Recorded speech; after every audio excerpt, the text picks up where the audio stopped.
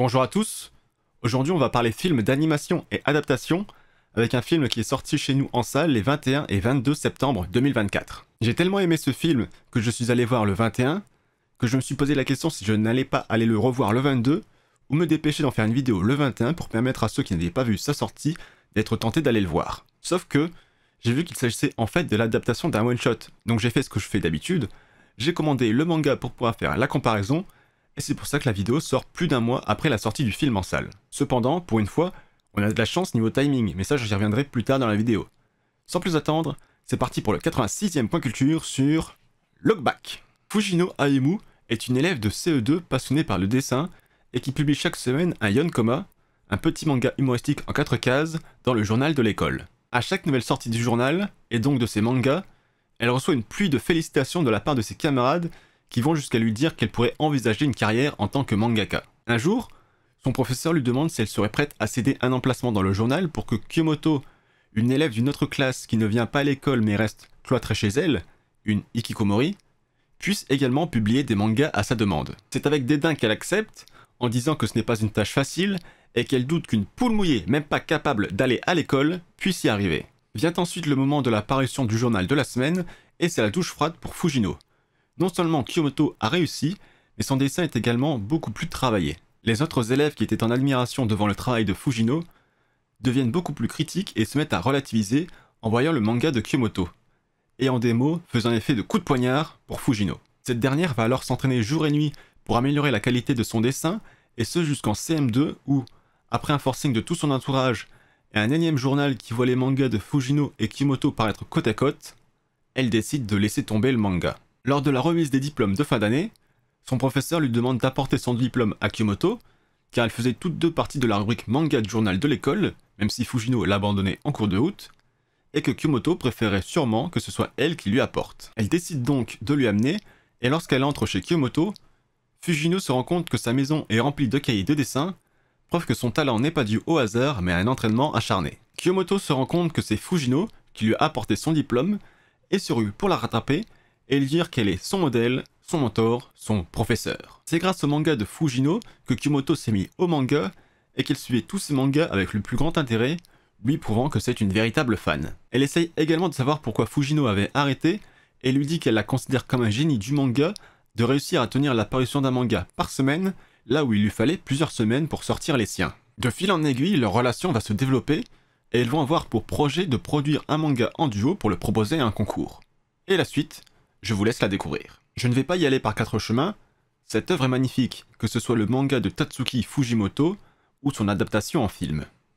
C'est une ode à l'amitié, aux décisions que l'on peut prendre et qui vont changer le cours des choses, et que parfois, la vie, c'est une sale race. Rarement, le temps qui passe m'a permis de transmettre autant d'émotions en si peu de temps à l'écran, et ce, sans jamais nous ennuyer. Le style graphique pour le manga, c'est du Fujimoto, donc si vous avez déjà lu Fire Punch, Chainsaw Man ou Adieu Eri, qui est un autre de ses one-shots, alors vous ne serez pas dépaysé. Pour le film, le style est particulier et il y a en réalité plusieurs styles.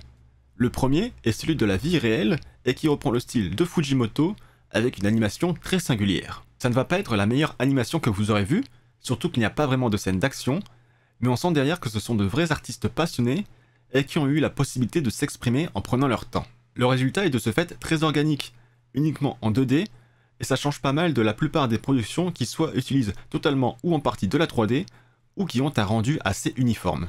Là, on peut vraiment dire qu'il a sa patte, et ça, on ne peut pas le dire de toutes les productions.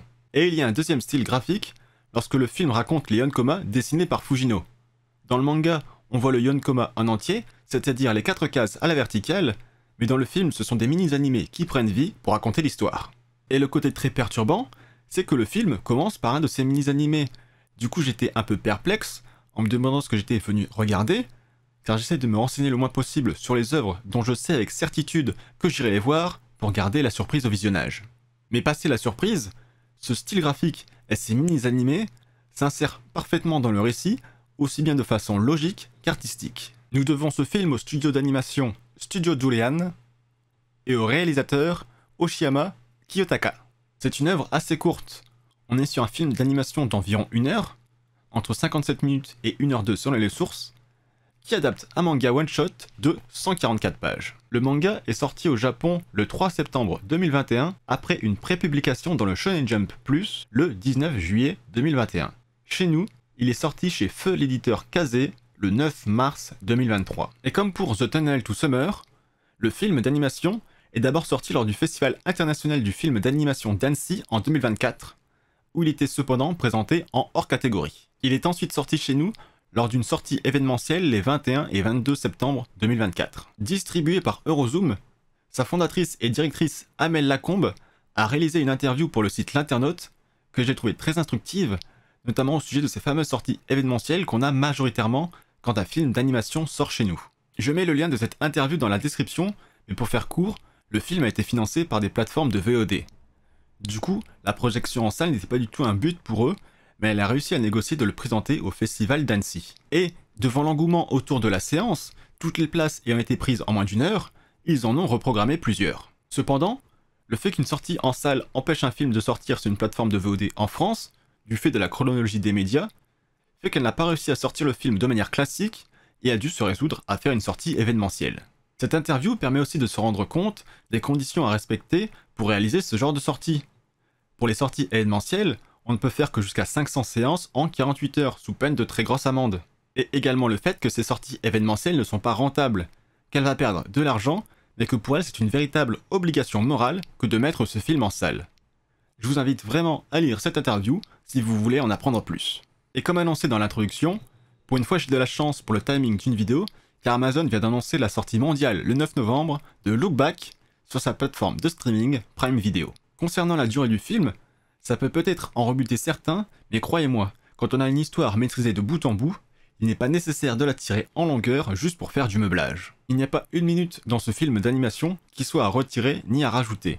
Tout est là, l'adaptation utilise à la perfection les possibilités offertes par ce nouveau média comparé au manga, et il est bourré de clins d'œil aux autres œuvres de Fujimoto.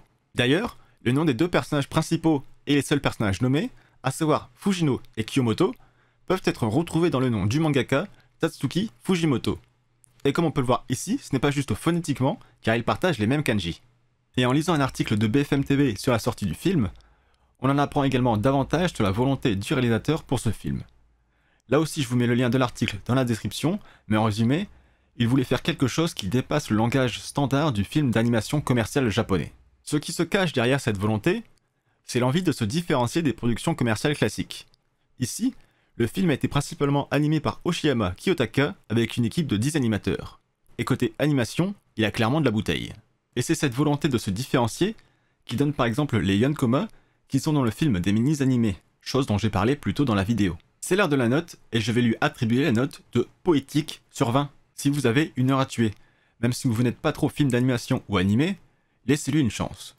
Prenez sur vous pour comprendre pourquoi le film commence par le style graphique du Yonkoma et laissez-vous porter. Ce qui est sûr, c'est que pour ma part, une fois qu'il sera sorti sur Prime Video, j'irai le revoir et j'irai acheter le Blu-ray lorsqu'il sera disponible. C'est vous dire à quel point j'ai adoré le film, qui aurait mérité effectivement une sortie en salle nationale, mais au moins on a pu avoir une sortie événementielle et c'était déjà une très bonne chose. Sur ce, j'espère que ce point de culture vous aura plu et vous aura donné envie de vous plonger dans l'œuvre. Pour info, on a enfin eu la date pour la sortie de la série 4 Size de TF1, qui sera le 11 novembre. Série que je vais regarder pour me faire mon propre avis et ne pas tirer tout de suite sur l'ambiance. Je ne sais pas si je vais en parler avec seulement les premiers épisodes ou si je vais attendre la fin de la série. Sinon, pour le prochain point culture, ce sera soit sur le film d'animation Trapézium qui va bientôt sortir en salle, ou sur une œuvre dont vous avez un petit indice en arrière-plan. Et on se retrouve bientôt pour une prochaine vidéo. Salut!